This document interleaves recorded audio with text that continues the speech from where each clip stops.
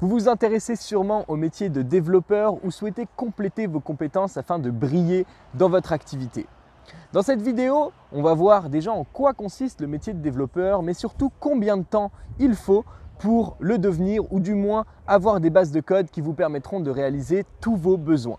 Je m'appelle Thomas Giraud, je suis développeur, je suis entrepreneur et mon but c'est de vous aider à mieux comprendre les développeurs pour mieux contribuer avec ces derniers, mieux recruter mais surtout effectuer les tâches basiques par vous-même.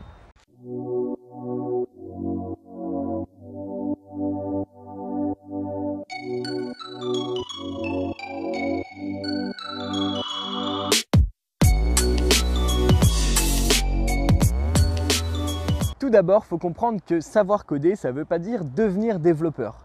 Devenir développeur, c'est en faire son métier, trouver un CDI, un CDD ou alors facturer à ses propres clients des prestations de services. Mais ça englobe le fait que vous allez faire ça toute la journée et vous allez bouffer du code clairement 8 heures par jour.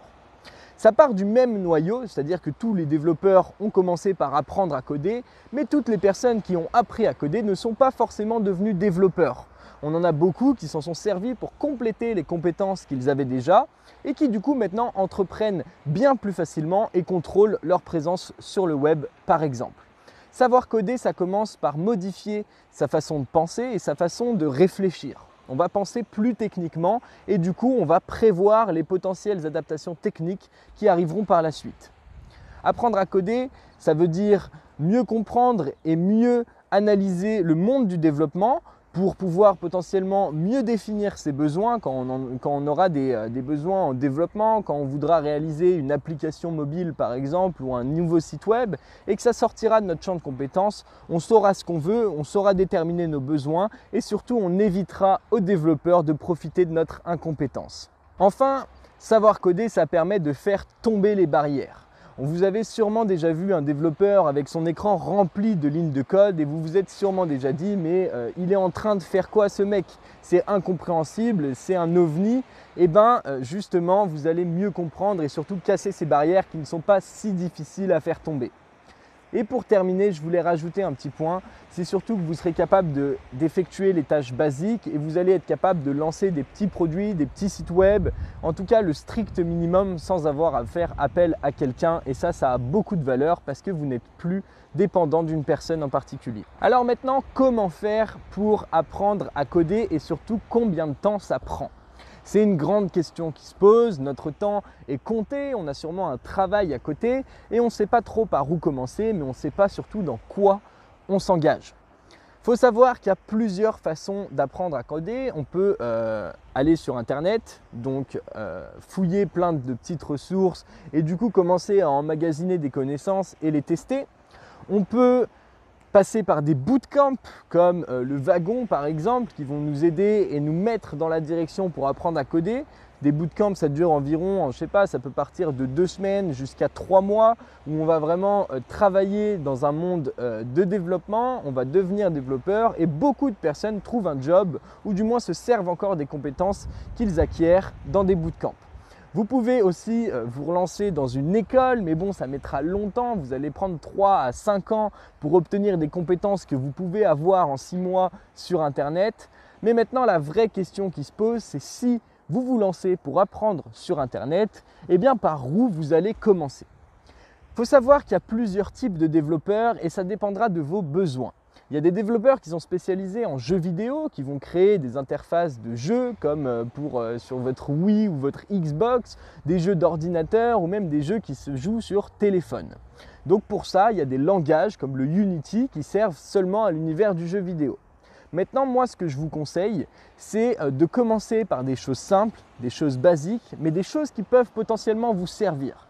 Je pense que vous n'êtes pas amené, ou en tout cas pas beaucoup d'entre vous, à devoir développer un jeu vidéo. Cependant, il y en a la plupart d'entre vous qui vont être amenés aujourd'hui ou plus tard à devoir réaliser un site web, un CV en ligne. Et pour moi, les premiers langages à apprendre, ça va être par exemple le HTML et le CSS qui sont les fondements du web. En même temps, vous allez comprendre des notions de HTTP, de navigateur, de même comment fonctionne Internet de manière générale et ces connaissances vont vous servir toute votre vie derrière. C'est un peu aller vers l'aventure, aller vers quelque chose qui nous semblait flou jusqu'à maintenant, mais surtout le comprendre, l'appréhender et savoir s'en servir et l'utiliser. C'est hyper important. On vit dans un monde où tout se passe sur Internet. Alors si on ne le comprend pas, eh bien on a complètement raté quelque chose.